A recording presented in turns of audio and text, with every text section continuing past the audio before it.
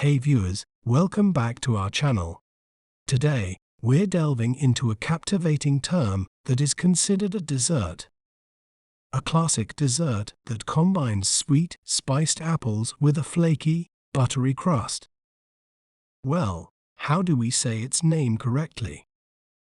We may pronounce it as apple pie, apple pie, apple pie, apple pie.